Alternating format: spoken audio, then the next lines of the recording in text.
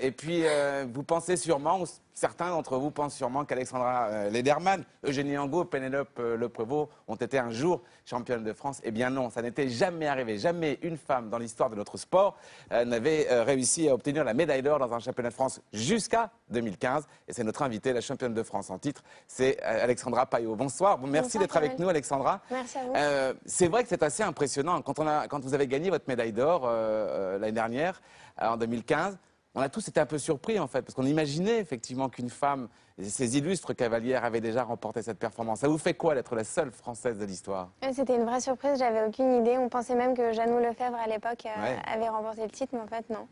Est-ce que lorsque vous avez pris le départ de cette compétition, sur le Grand Parquet à Fontainebleau, vous pensiez vraiment pouvoir remporter ce titre? J'étais très en confiance avec mon cheval, on avait fait une très bonne saison.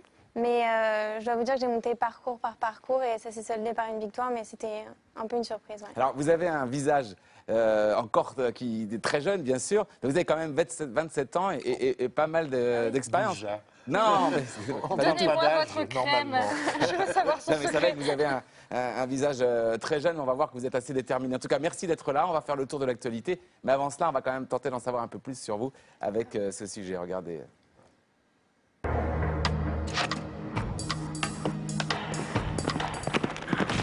Alexandra Payot s'est fait connaître fin 2015 en devenant championne de France Pro Élite, un titre qui lui a ouvert les portes des concours 5 étoiles et la cavalière a su saisir sa chance. Ah ouais, ça c'est la paire.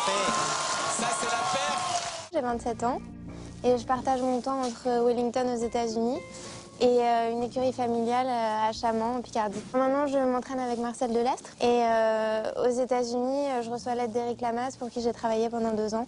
C'est vraiment quelqu'un qui est très proche de ses chevaux. Je pense qu'elle est un peu perfectionniste. C'est déjà une grande cavalière qui a le sens de la cadence et du train.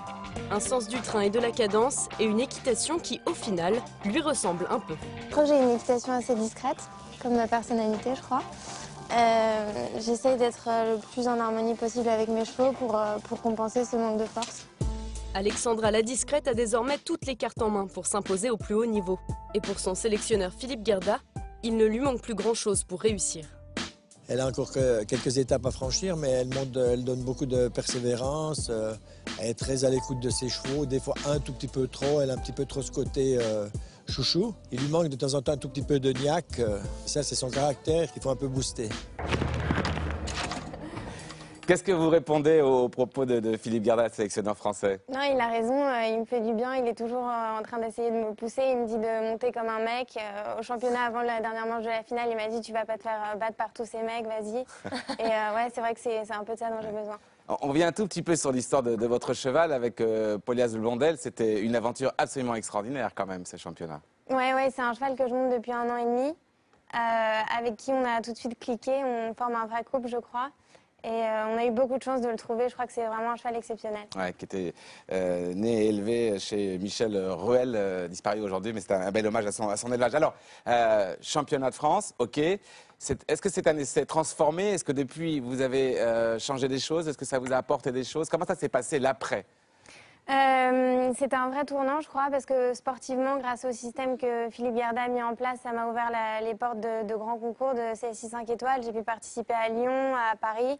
Avec un sans faute à Paris, on l'a vu sur les images, formidable. Ouais, et c'est vrai que ça m'a permis de voir le degré de professionnalisme, d'exigence qu'ont les cavaliers à ce niveau-là. Et ça donne vraiment envie de se dépasser pour y arriver, de continuer à travailler. C'est très stimulant de pouvoir participer à ces concours-là. Hervé, un mot sur notre invité? Oui, alors moi je la connais depuis qu'elle est toute petite parce que je suis très, très proche de la famille Payot, que je salue au passage. Et donc effectivement, j'ai trouvé qu'il y a eu un vrai changement, mais déjà avant le championnat de France. J'ai presque envie de demander à Alexandra, ça ne correspond pas un peu à l'expatriation? Oui, je crois que ça m'a vraiment ouvert de nouveaux horizons de partir aux États-Unis et ça a changé ma manière de monter, je crois. Voilà, il y a un niveau de compétitivité là-bas qui fait que si on veut être dans le coup, et quand on y est, c'est qu'on y est vraiment. Et puis vous avez travaillé pour et chez Éric Lamaze. Qu'est-ce qu'il vous a apporté, le champion olympique? Éric est quelqu'un d'incroyable, vous l'adorez d'ailleurs, je crois. Très généreux, très positif, il donne beaucoup d'énergie, il donne vraiment envie de se dépasser, il donne beaucoup confiance en fait. C'est un inspirateur. Enfin, exactement, ouais. Bon, en tout cas, on est très heureux. Audrey. Oui, vous dites que vous êtes discrète et que vous avez une monte discrète, mais est-ce que c'est parce que vous n'avez pas confiance en vous, justement, que vous n'osez pas vous affirmer un peu plus, ou alors c'est vraiment votre personnalité et vous êtes comme ça depuis toujours? Je suis comme ça depuis toujours et je pense qu'à cheval, qui peut le moins peut le plus. Donc si j'arrive à obtenir de mes chevaux ce que je veux sans avoir à me battre, j'essaie de le faire en finesse.